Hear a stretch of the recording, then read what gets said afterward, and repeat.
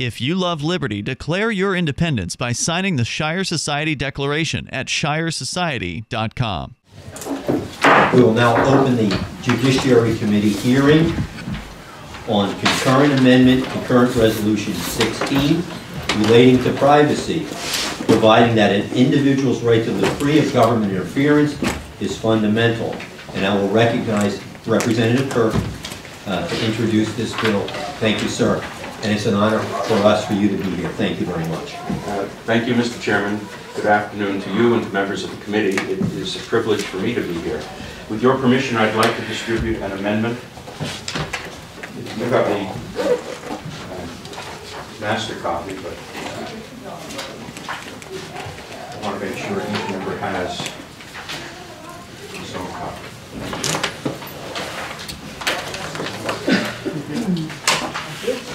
Thank you, sir.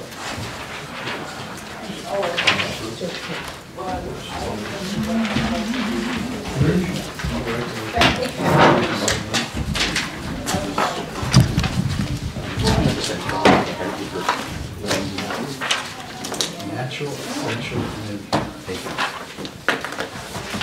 not fundamental. Thanks very much. Thank you. I have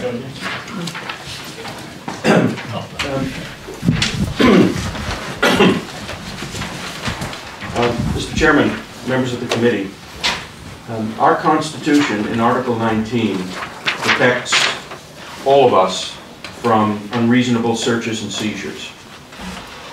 A search and seizure in that case is acquiring something physical about us or entering our homes.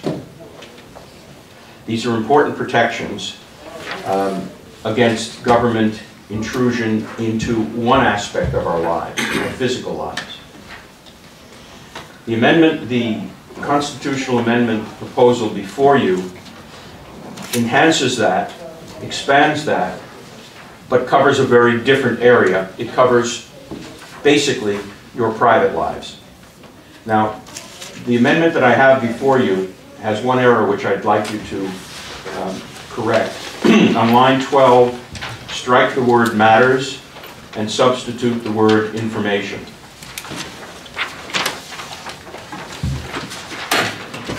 That really is the essence of this bill. I believe the people of this state should be able to conduct their personal lives free from government intrusion in the form of dossiers, in the form of information collection, anything that the government might do to learn who we are or how we think or any of those things that we might share with friends or relatives or with no one. The idea that the legislature could empower the Department of Safety to start collecting this kind of information because it could be useful to the department in preventing crime. For example, wouldn't it be nice from the department's point of view, if you're interested in safety, if every resident or person who is physically present in New Hampshire had to provide the department with a DNA sample? Nothing to prevent that currently. But this amendment would, because personal information is contained in your DNA. That doesn't mean that the legislature couldn't do something in this area. What it does really is to set a very high constitutional bar or review standard. I think it's called strict scrutiny. And by the way, if any of you have any questions that get into the constitutionality issues, there is another witness, Professor Scher, who will be better able than I to answer those questions. So show a bit of mercy and save your withering arrows for the good professor. Thank you for that. The idea of putting into the Constitution some sort of article dealing with personal informational privacy is not something that would be unique for New Hampshire. In California, their Constitution says, all people are by nature free and independent, have inalienable rights. Among these are enjoying life and defending life and liberty, acquiring, possessing, and protecting property, and pursuing and obtaining safety, happiness, and privacy. Florida. Every natural person has the right to be let alone and free from government intrusion into the person's private life. Montana. The right of individual privacy is essential to the well-being of a free society and shall not be infringed without a showing of compelling state interest. There are many others, and I choose these only to give you some sort of an idea of the fact that we are not unique and we don't go in this amendment as far as some other states have gone. If you choose to go down this path and you find the language in this bill less compelling than other states have tried, I certainly would subscribe to a change in the language. Now, for those of you who say, well, we don't need a constitutional amendment, the Supreme Court of New Hampshire, in its wisdom, is in effect creating a right to privacy in the Constitution. Aside from the fact that I personally don't like the court deciding what isn't in the Constitution is in the Constitution, I think the magic word is penumbras. They find magical rights in penumbras, the dark and hidden parts of the Constitution. Our Supreme Court, almost uniquely, has gone beyond the U.S. Supreme Court when it comes to garbage. In the case of State versus Goss in 2003, our Supreme Court held, contrary to U.S. Supreme Court, that the defendant had a reasonable expectation of privacy in trash placed in bags and left for pickup for delivery to the dump in one's driveway. So I suppose one could argue we don't need to do anything. Let our Supreme Court continue on its way. But as I say, that's not the role of the court. We as a legislature and we as a population need to decide what our Constitution says. So with that, I would ask that the committee look favorably upon this bill with the amendment and the word information, and offer the citizens of this state an opportunity to make a statement that the state should not interfere with their personal information, and which is, I think, one of the essential characteristics of being a human being.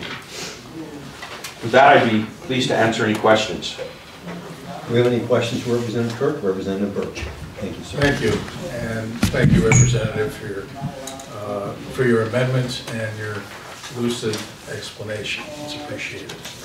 I'm trying to figure out the parameters of what you think should be covered by the bill, by the amendment, and what shouldn't. So my first question arises from your use of the word dossier, which we hear in the news almost every day with reference to the Russia investigation and the Steele dossier. But you talked about that this would bar the government from having a dossier on individuals. So my question involves law enforcement.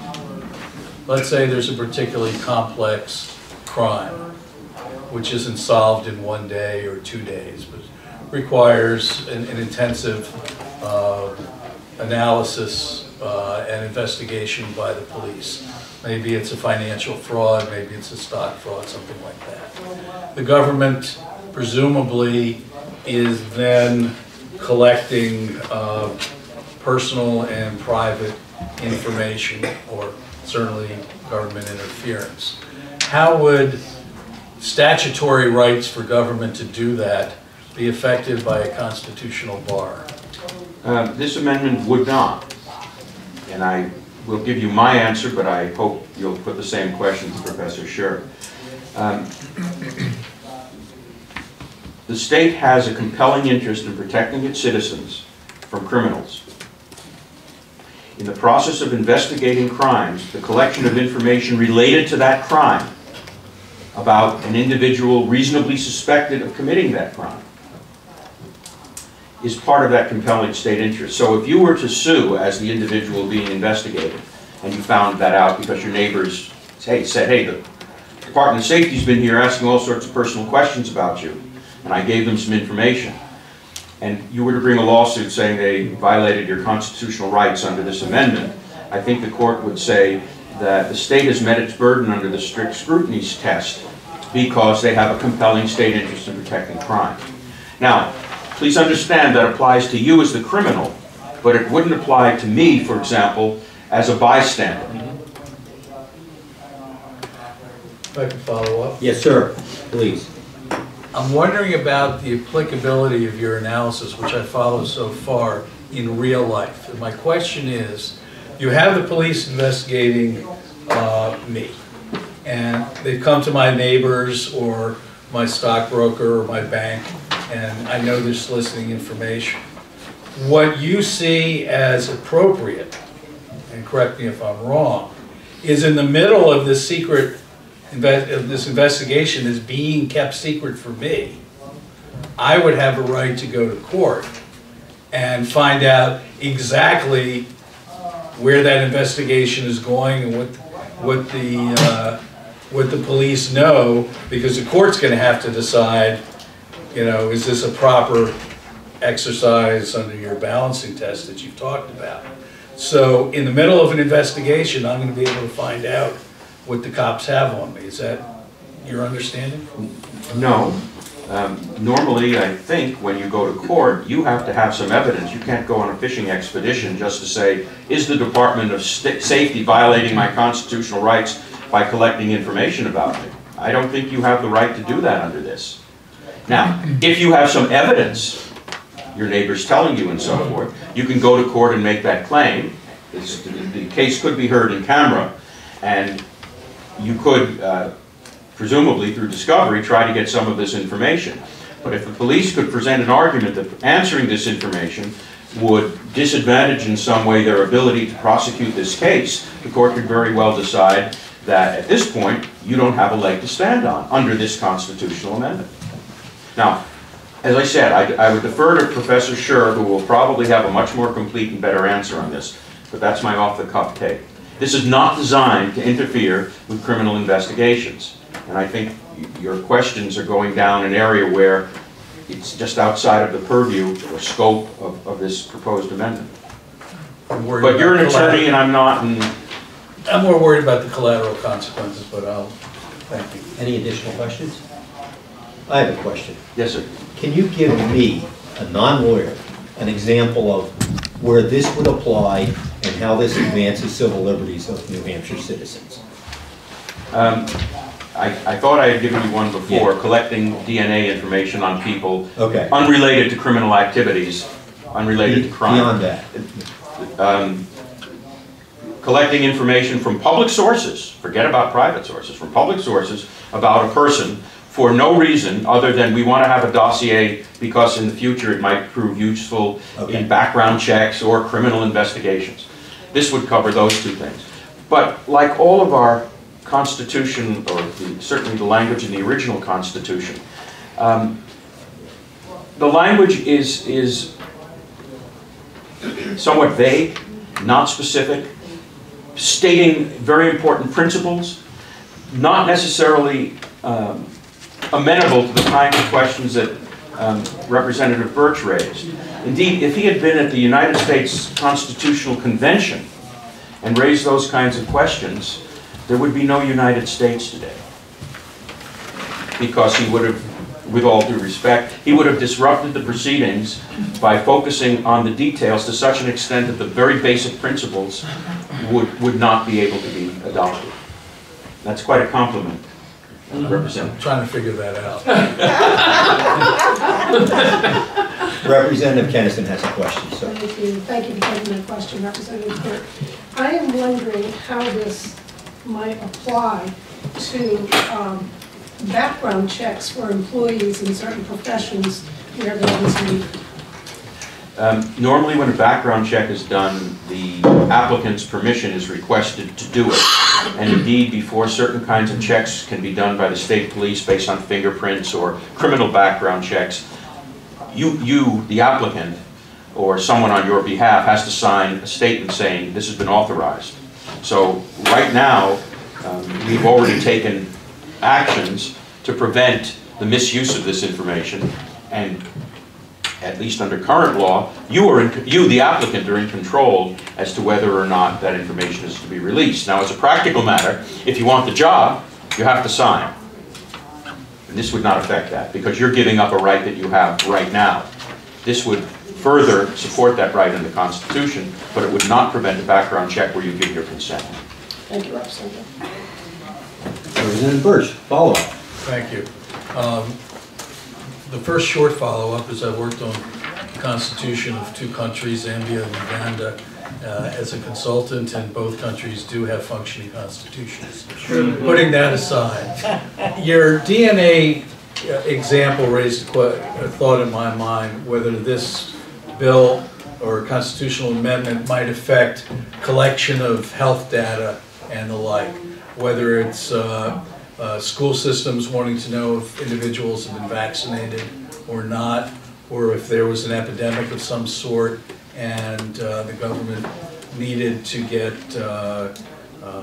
forget the right word, but data that would help combat an epidemic. Again, you just say there's a balancing test and the courts would settle it one way or the other? Generally, I think that's the case. But it's, as I say, the purpose of this is to set a very high bar that will change over time, but a very high bar when it comes to getting personal information about a person. I think that's a reasonable thing to do. And it doesn't prevent the state from functioning and making these kinds of decisions, but now they have to show that it's a compelling state interest to do this, and they've done whatever they're doing in the least intrusive manner. Representative Hopper. Thank you, Mr. Chairman. Thank you, Representative, for theoretically taking my question. Right now, the new Apple iPhones have facial recognition software that takes, I think, I'm not sure of the number, something like 36,000 data points. I think that's the correct number, but I'm not positive. If you go through Manchester right now, there's cameras all over the place. Legal cameras? Huh? Cameras. State cameras or private property cameras? I think they're Manchester. Current. City of Manchester, that's what you meant. Yes, what did I say? No, that's okay. Whatever, I know what I meant. Yeah. It seems currently, the way the law is today, would it be legal for the city of Manchester and the state of New Hampshire to collect that information, so in effect they would know every time Neal Kurk went into the State House or went any place in the state where there was cameras available? Is there anything to prevent the state from collecting that information about Neal Kurk's face now? In other words, having a database to know where all under current state law, Representative Hopper, and this has nothing to do with this proposed amendment.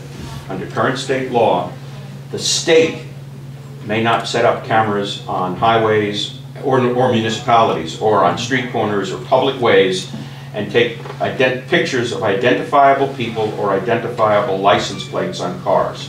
There is an exception for certain cameras on, I think it's I-93, where they can take real-time photographs which may not be stored, may not be retained, so that if there's an accident, they can direct people there. So, right now under state law, what you suggested cannot be done. Some of you may have noticed some of the lights in Concord are controlled by cameras. And you know, when a lot of people are there, the light stays green longer, and then the side street, one person comes, the light changes, the one person goes, the light immediately goes back, so the main drag does not suffer.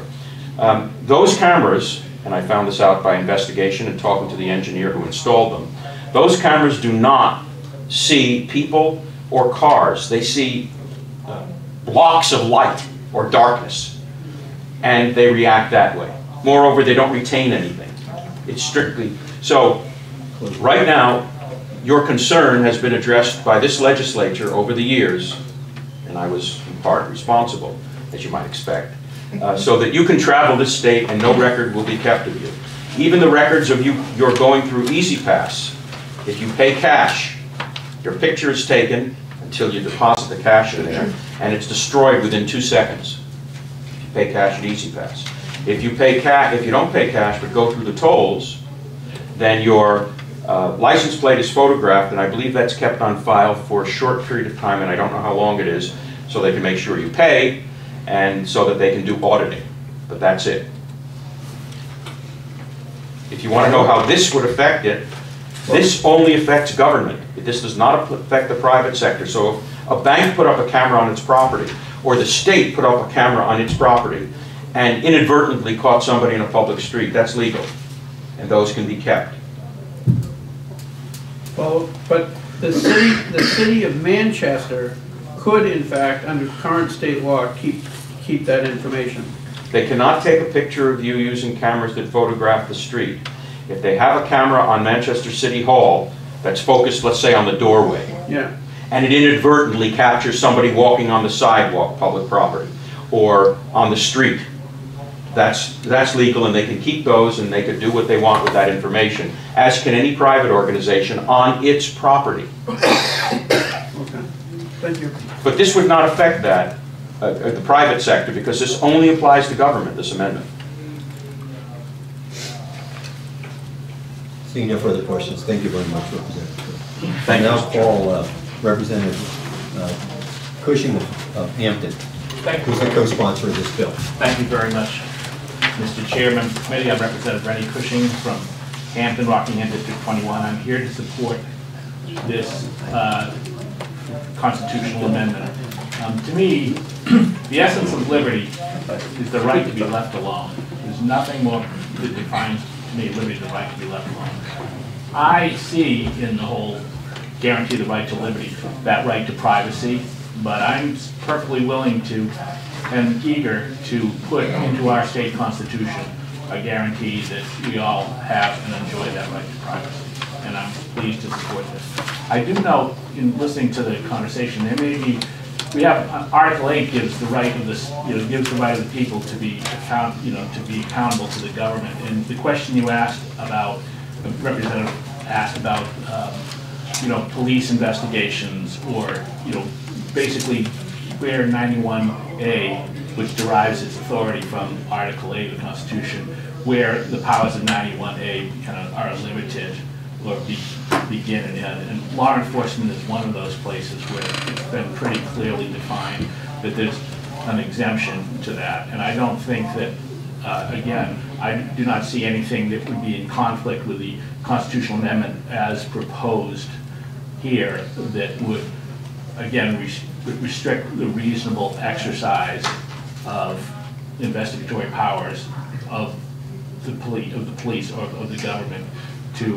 investigate a crime because of its responsibility to protect the public. That's how I read it. And anything else? Will you take questions, sir? Absolutely. Representative Kennison. Thank you, Representative Cushing. Probably this is more of a comment than a question. I'm not sure where I'm going to be on this bill. Ultimately, I just need to hear more information. But I sure wish there was some way we could protect our personal information from what I order on my email account, catalogs or whatever. Personal information is being collected all the time on my activity on the internet. So I know this doesn't protect us from that, but I sure wish we could be protected. Well, in response, I agree completely. I think I don't know, terrified is the word, but the advances in technology are eroding our individuality, our identity, our autonomy, and I realize this is just an incremental step by ensuring that the government doesn't interfere. But quite frankly, I don't want my information gathered and collated anymore by my local town officials than I do Walmart. We can't overreach that, and I think where it's also going to be interesting is where that line gets blurred between government and private entities when you do things like, well, the government really didn't do it. We subcontracted out to somebody who gathered the information for us for consulting purposes. I think that at least having a clear, making it clear in our Constitution that the government does not have the authority or ability, it cannot invade our private matters, then we also are able to make that applicable to state actors or people acting on behalf of the state. Thank you for answering or responding to my comment, which was not a question. Representative Birch. Thank you. As I see this proposal, it can accomplish possibly one of two things, or maybe even both. Given that both the U.S. Supreme Court and the New Hampshire Supreme Court have already said there's a right of privacy in the federal and state constitution, one purpose of this bill could well be simply having it nailed down so that a future court doesn't change that. You can see that as let's say, possibility one. The other would be that it would add something to what right of privacy already exists. And I'm wondering about the second aspect. The first one I understand quite well. Do you see this constitutional amendment, this proposed constitutional amendment, adding something to protections that already exist within the federal concept of constitutionally protected privacy, or the state, and if so, what? Well, I do, and I do to the extent that I recognize that the law sometimes is evolving, or as technology develops, as society grows and develops, the law has to be applied in a way to things that didn't exist before at the time it is, but it's the broad concept. And I see it kind of laying down a marker and establishing this right to privacy that will kind of grasp and hold on to any future changes in technology that we may be not even able to conceive of. I mean, in my own life, in our lifetime, I think there's things that we could never have thought about. What's computer privacy? Or does the freedom of speech apply to the internet? What was the internet? Thank you, Representative. Additional questions? I would like now to call Professor Albert Scher of the UNH School of Law. And welcome, sir. Thank you, Mr. Chairman. My name is Albert Scher, most know me as Buzz. I'm from UNH School of Law. I've been there, this is my 25th year. Though I had, kind of more formal prepared remarks, I'd rather just, in listening to the kinds of questions people are asking, try and give some context to why I'm in support of the CACR 16. 25 years ago, we didn't know enough about, and the science was not good enough to know what we could find in DNA. 25 years ago, nobody in this room, none of our children, none of our grandchildren, those of you who have grandchildren, had cell phones.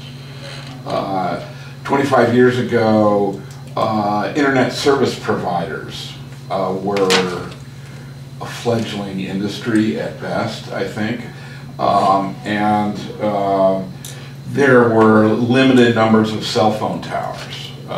25 years ago, the nature of data that government was collecting was far less than it is collecting now. So that's part one of the context. Part two of the context, this legislature and other legislators around the country have made an effort, mostly by statute, to deal on a case-by-case basis with government access to information. Some of it personal, some of it private, some of it not personal and private. And depending on one's perspective, this legislature and other legislatures have been successful in saying, oh, this is a problem now, let's patch that up a little bit so we can regulate access to information in that area or in this area. And that's been, again, depending on your perspective, that's been successful or not successful. How I view this, this amendment is it Rather than doing the patchwork approach, it plants a flag when courts are trying to figure out whether the government collection of information in a particular circumstance is appropriate and constitutional or not. It plants a clearer flag for courts in sorting out the analysis. Part 3. Number 4, the dynamic that's going to play out in most frequently is when a court is considering whether that which the police has, the information that the police has seized, whether the individual from whom it was seized has a reasonable expectation of privacy, an expectation of privacy that society is willing to view as reasonable. That's the basic analysis that occurs under a Fourth Amendment or a Part 1 Article 19 argument as to the police seizing data in this circumstance or information. What this does is says to the court that is balancing that and figuring out whether that reasonable expectation of privacy exists, is it says, yes, society recognizes that it firmly articulates with clarity that society recognizes as reasonable an expectation of privacy in personal and private information. It doesn't ban the government from collecting this information, doesn't ban the police from collecting this information. The police are going to have better, easier access to it by mechanism of the search warrant, as long as the Part 1 Article 19 or the Fourth Amendment doesn't say you can never collect this information.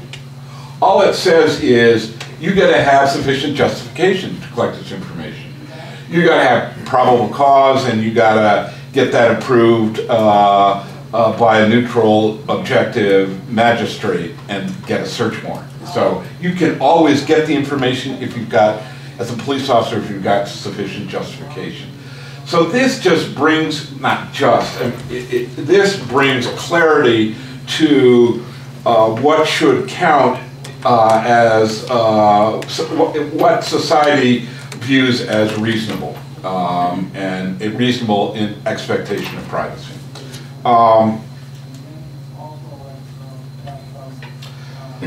I'd rather answer questions than prattle on any longer.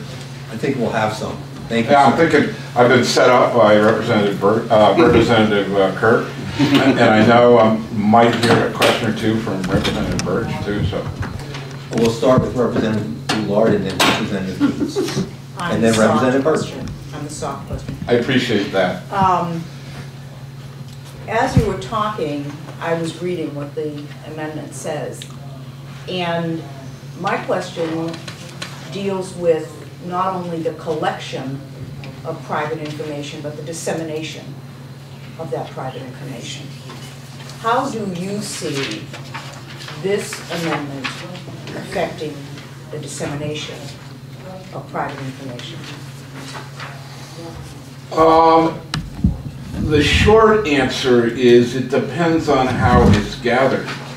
You know, if it's the government gathering the information, they never get to the dissemination part unless they have met the standard under, if it's the police, under Part 1 Article 19, or if it's a challenge to a statute that says you can gather this information. So in the first instance, it's dealt with at the gathering phase, so there won't be dissemination. But I think, again, it tips the balance. If the information is viewed as private, it tips the balance if the claim is you can have it, but you can't disseminate it unless you have a very good reason for disseminating it. I think that same balancing would occur at the dissemination phase. Let me just add a couple of points. I want to make clear the wording of this, it's not a way to put it, state the obvious, is intentional. It's government interference. It's not, if you consent to give it to the government, that's not interference, number one. Number two, it involves private information, personal and private information. It's going to be up to the courts to identify exactly, you know, the scope of private information. If just hypothetically, if you knew a representative from, let's pick a area of New Hampshire, Westmoreland, and he had given information to another representative, or to me, God knows, I don't think this theoretical representative would ever do that, but it's no longer private once you share it with other people. So courts are going to go through, you know, this doesn't nail down every single circumstance. Courts are going to go through a process, okay, what counts as private information, what doesn't count as private information. I think that's a healthy process for courts to engage in, and it's a better process to engage in at a more specific level than just generally saying, are we going to let the government and the police do this? Follow-up? The question that I was thinking of is with regard to filing documents with a court. Talk about a divorce case. Mm-hmm. And if there's information in that docket that you would prefer not having disclosed because it is private, yet the courts have said that some of the information can be released, and I'm specifically thinking of divorce records, and I think it's the Douglas divorce that they basically came forward with that was discoverable. How does this affect that, and should it? On its face, I think what it does is add an additional, when the judge is balancing whether to release the information or not, it adds an extra weight to the concerns about privacy. I don't think it fundamentally prohibits it. I don't think it fundamentally allows it. It adds, again, we're staking a more explicit flag in the ground to jigger that balancing a little bit. But I think, I don't know in that context how frequently it'll ever make a big difference. That's just a prediction on my part. Part of what's going on is when you're engaged in a divorce case, you know, you give the court information in order to get some finding, the court to make a particular finding in your favor. So, you know, there is, if not consent, you have made to some extent public, subject to the court evaluating how private the information is and how private it should be, like they do now. There's going to do the same balancing. That's a short answer. I think it'll jigger the weight a little bit more on the side of privacy, but it's not going to my prediction is not going to dramatically change it. Thank you. Representative Keynes, and then Representative Birch. Thank you. This is slightly off the issue, but I think it's what has brought this all up. We seem to see police going after information that some of us think they shouldn't have and shouldn't have the opportunity to get. So how difficult is it in reality to get a search warrant? I hear police all the time saying, oh my God. Yeah, I'm going to give you the official law professor answer to virtually every question by a student, including Representative Kevinson's grandson, who asked many questions in this regard. It depends. Flattery will get you everywhere. I know. It depends. Okay. And you know, there's some circumstance. What you need to show the court is the neutral and detached magistrate when you're looking for a search warrant is you have probable cause to believe. You're saying you're searching someone, that evidence of a crime will be found at this location loosely at this time. You know, there's several pieces to that. You can't just say, hey, I want to go on a fishing expedition. You know, I think Representative Kurk is doing something fishy. I don't know what the crime is, but give me a search warrant and I'll find something. You know, you can't do that. You got to articulate a specific crime and a reason at the place, your particular place you're searching, you can find what you're looking for, and you have probable cause to believe that. And there's a huge body of law about the quality of the information that you can use in determining whether you have probable cause or not. So there's no general rule. You can, plenty of people say, oh, the police can always get a search warrant if they go to the right judge. It depends. Follow up with anything? Nope, I'm all set, thank you. Representative Burke and then Representative Sullivan. Thank you, Mr. Chair. Thank you, Professor. I apologize for the hypothetical. I couldn't stop it. As you discussed, the Fourth Amendment and the 19th part of Article 1 use a standard of reasonableness for search and seizure. And I'm curious whether you believe, first of all, that this proposed amendment changes that standard, which is a moderately middle-of-the-road standard, reasonableness, not the highest, not the lowest possible standard, to something much higher, the strict scrutiny level of governmental action. And if you're going to make it harder, basically, for government agents, police or otherwise, to do searches and seizures, to obtain warrants, because the standard is no longer reasonableness, but much higher, what effect do you think that's going to have? I don't think it changes that standard. I think police all the time already gather personal information via search warrants.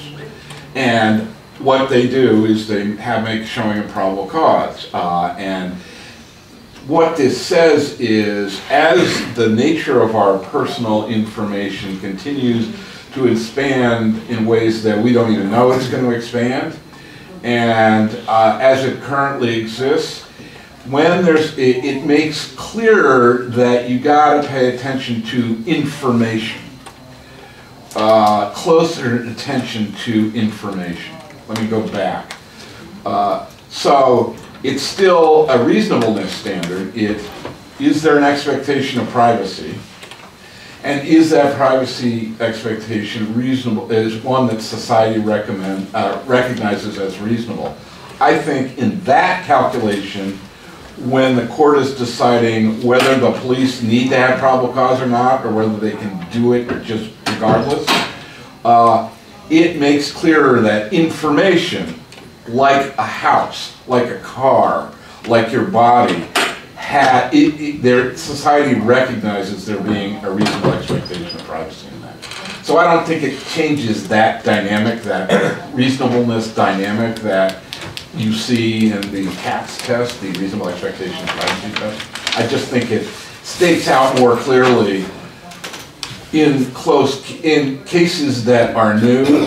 And let me give you two examples. There's a case pending in front of the U.S. Supreme Court about accessing cell phone tower information from an internet service provider.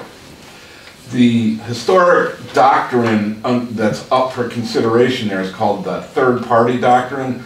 Once you give your personal information via a contract to a third party, the third party can turn it over. The police can get it from the third party. They don't need a search warrant to get it. It's no longer yours. And the question in the cell phone tower case is whether whether an individual has a reasonable expectation of privacy in the cell phone tower locational information that their internet service provider has.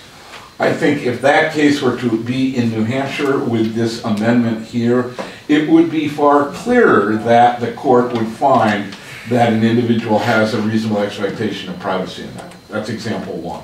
That's, I think, the effect it would have. And that's exactly the question up in front of the U.S. Supreme Court. Example two, an issue which I've done a lot of research and writing and lecturing in, is what's called surreptitious DNA sampling. The police suspect Representative Kurk of committing a crime. They don't have enough justification to get the search warrant, so they follow him around and they see him go into bread and chocolate and sit down and have a cup of coffee in Concord.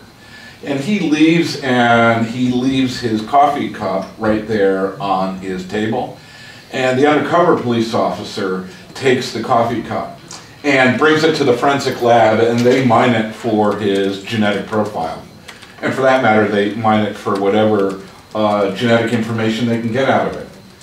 Currently, other than one federal court of appeals, every jurisdiction that has handled this problem in the country says that Representative Kurk in that circumstance has no expectation of privacy because he's abandoned his saliva on the coffee cup.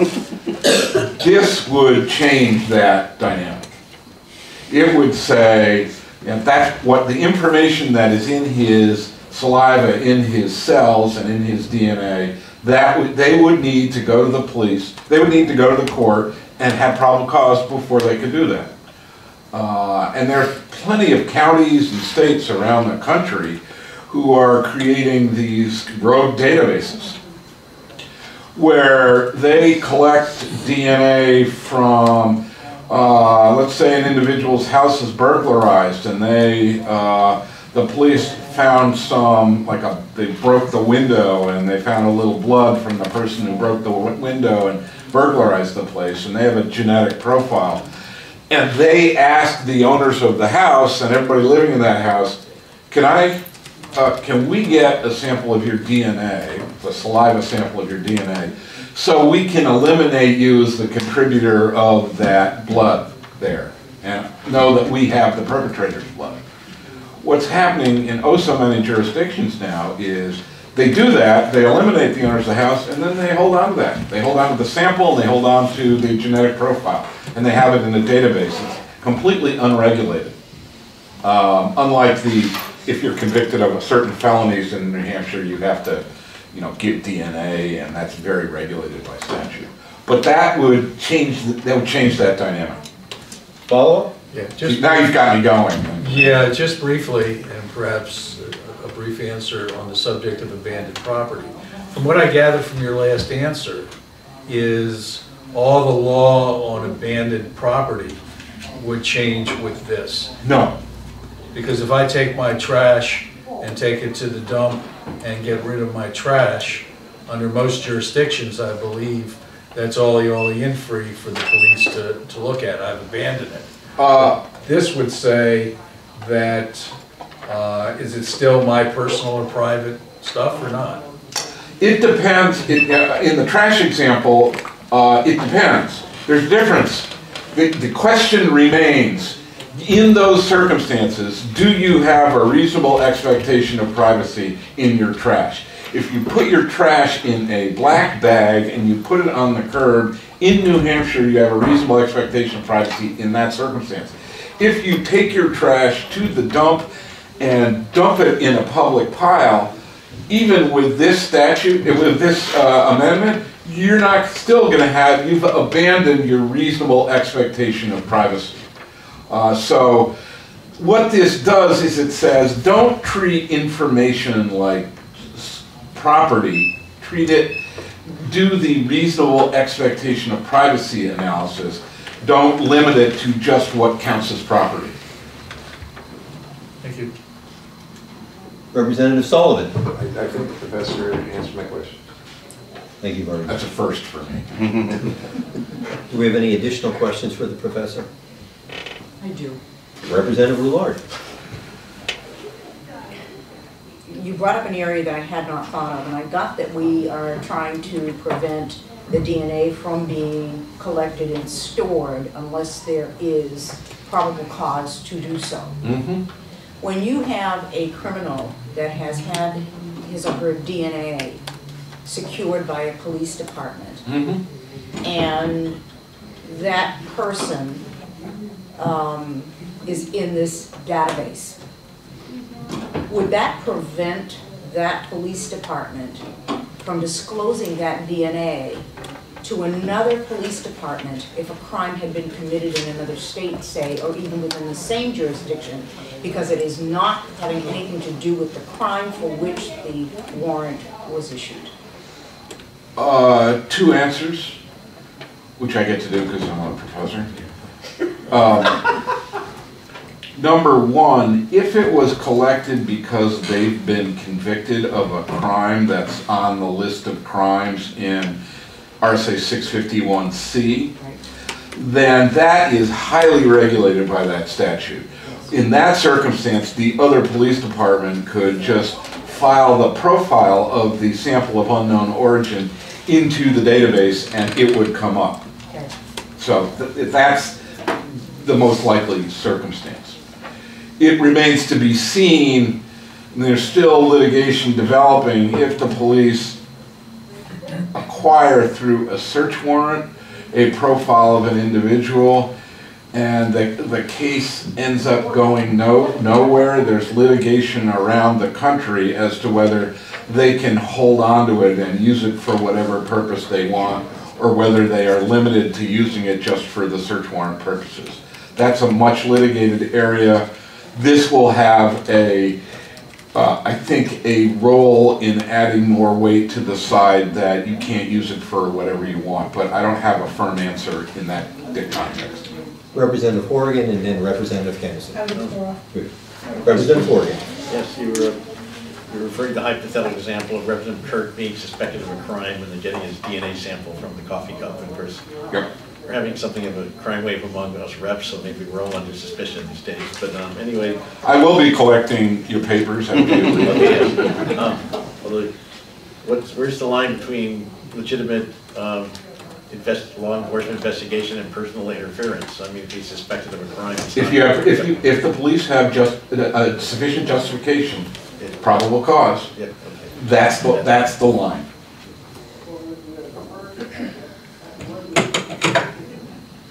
Seeing no additional questions, Professor, thanks for being here today. My pleasure, thank you. I will consult with my grandson on this one. Yeah, could you straighten him out a little bit? I also have written testimony from the policy director at the ACLU of New Hampshire that I will submit. Thank you. She had another hearing she had to go to.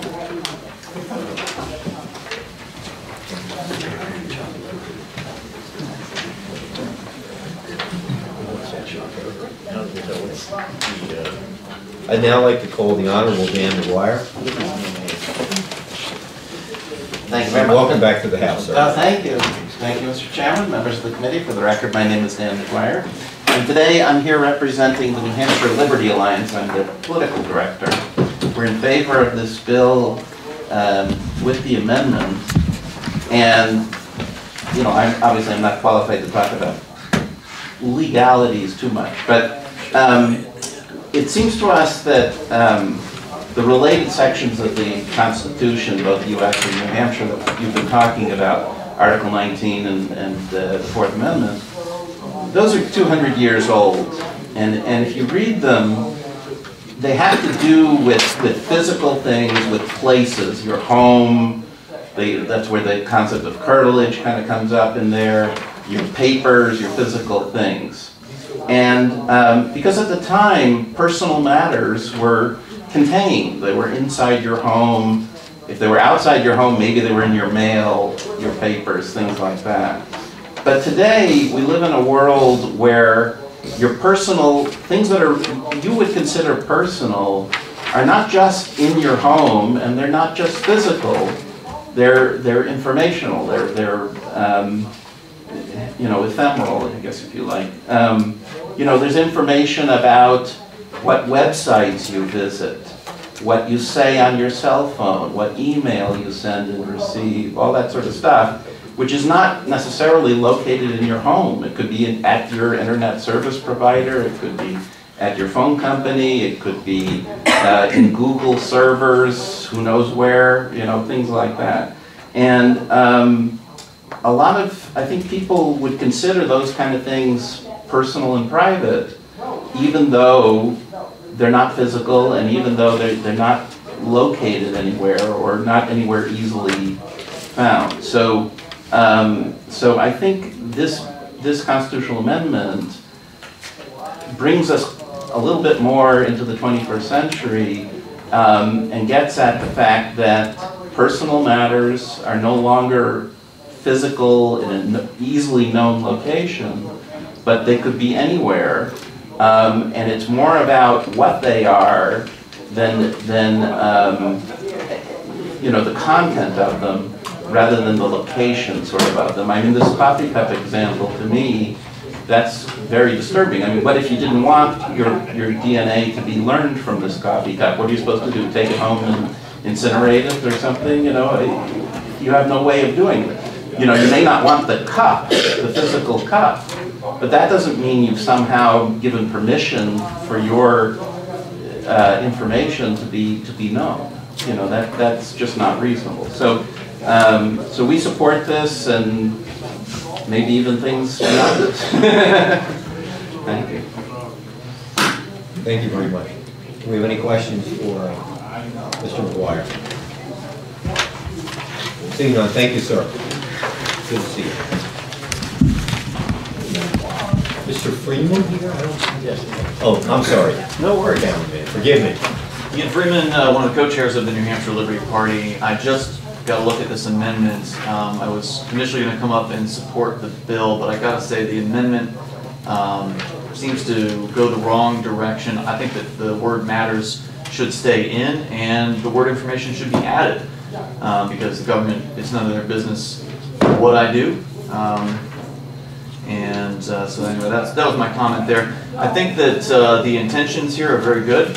I think that ultimately we've seen that whatever the Constitution says tends to be subject to the interpretation of the courts, and I suspect that the courts will rule in favor of the state on pretty much any question brought in front of them. So I don't really expect that this is going to do very much in the long run, because there's all kinds of provisions in the Constitution that, you know, I can try bringing up in court and the judges will just slap it down. I've even been told by one judge in New Hampshire that the Constitution is not allowed in his courtroom. So, yeah, I don't expect it's going to do very much, but at the same time, I think it's good to take the temperature of the voters on an issue like this, and so I support generally this resolution going to the voters, with or without the amendment, or possibly with both of those words. As I say, matters and information should both be in there. Thank you. Any questions? I'm going to ask you an extraneous question. Please make it brief, because I'm taking the time of my committee members. Sure. What happens when government is the leaker of private information? What do we do then? Leaker as in like getting hacked, or leaking? No, to wit,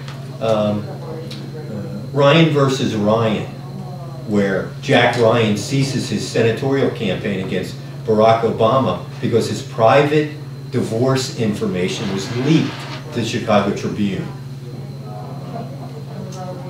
So somebody inside the government let that out. Government being the bad actor in a different way. Well, I mean, if somebody is violating the rules, then they should probably, within the government, be prosecuted for that, I would think. But, you know, if the government wasn't handling marriages and divorces, then that wouldn't have been an issue. I understand. Thank you. Thank you very much. And our last pink card so far is Ms. Harriet Cady. Thank you, Ms. Cady. Thank you, members of the committee. The professor brought up something that leaves a hole in private information like you wouldn't believe. On 2 occasions, the judge in the Candia District Court gave search warrants to the Deerfield Police. One was on a zoning issue, which in 1987 the town said you could have an in-home business. And they said it by saying no to a planning board article in the warrant. In 1992, the town went to the court and got a search warrant to search my property. My husband had an in-home business. Went to court, and I went to the town clerk and got a copy of the certified vote to show the people had voted no overwhelmingly to the zoning article. And Rob Upton said, "Where'd you get this?" And I said, "Rob, it's been available." Secondly, was more egregious. I was in the town offices picking up a CD under the right to know. And I asked the person giving it to me to sign that this was everything I had asked for on the CD. And I put my handheld tape recorder on the desk. Immediately after I left, she went to the police department, swore out a warrant that I had wiretapped her. Except for one thing, neither the court nor the police seemed to understand the First Circuit Court of Appeals decision in the person of Springfield, Mass, who had videotaped, and that decision was a citizen has the right to record a public official in a public building, on a public way, or a public area. And I immediately told the police that when they brought the search warrant. So neither the judge nor the police knew of that decision, which had been made 4 months previous to this search warrant being issued. So when the professor said, except for a search warrant, it immediately sent the signals going for me that they can get a search warrant very easily. In this case, the judge didn't know the town zoning law. And in the second case, the judge should have known the decision out of the First Circuit Court of Appeals, which has been held and upheld in the Supreme Court. So that's one. The second thing is that they continued to search. Second thing was the judge signed a search warrant. They described that they wanted my tape recorder and tapes. The judge signed a search warrant for contraband. I tell you something, I looked up contraband and I've never smuggled and I've never sold drugs, so I couldn't believe that that was in the search warrant. Once they had my tape recorder and all the tapes they could find, or I gave them, they continued to search the property. So in my opinion, the court signed, in fact, in this case, the clerk stamped the judge's name to the search warrant. It wasn't even a signature of a judge. Apparently this judge is given permission for the clerk to do this. So that's my point on a search warrant being very easily a way to violate privacy law. The second point is what they saw in going through my property and what they listened to on those tapes is not protected. The police department, the town officials listening, the police, the building inspector who came and did the search, any one of them could tell whatever. So my privacy has been violated twice in the town of Deerfield, and if you think I trust courts, you're crazy. A search warrant signed. Now, I realize the town getting a search warrant and they can't even remember their own zoning vote is their fault. The judge isn't likely to know the zoning in every town. But a judge not knowing a decision out of the First Circuit Court, I'm a little appalled. But it didn't stop there. It went on for 5 months with the police department trying to find a way to charge me with wiretapping, even though the circuit court had said they couldn't. The final outcome was they tied up taxpayers' money with lawyers, with the Attorney General's office giving an opinion on this, and the Supreme Court getting a written request. Did this in fact apply in New Hampshire? So, do you think I trust search warrants? No. Thank you. Do we have any questions for Katie? Representative Orchard. Maybe I lost the thread at the beginning, but you are for the CACR, we think should pass, because Well, I'm for it, but I think it might need an amendment. Search warrants have to be paid based on law, and I would like search warrants to take out contraband if they're looking for a tape recorder and tapes. I understand, we're gonna, Follow up? just my concern was this might weaken the law that permits laws such as the one that permits citizens to record public officials, because they might argue you're interfering with their personal information. Also, things like body cameras for police. I'm just, on balance, you are for it, though. Representative Corrigan, I have always said this, and I'm going to say it once again. If you ask to be elected, you ask to let the people know about you. And that means I'm going to know about you. Thank you. Seeing no further witnesses, we will close the hearing on CACR 16. Thank you. We'd like to invite you to visit freekeen.com. Freekeen.com features audio, video, and blogs chronicling the transition to a voluntary society. Freekeen.com also has comments and discussion forums so you can be heard. Freekeen.com. I should be in Keene, New Hampshire with the Free Staters.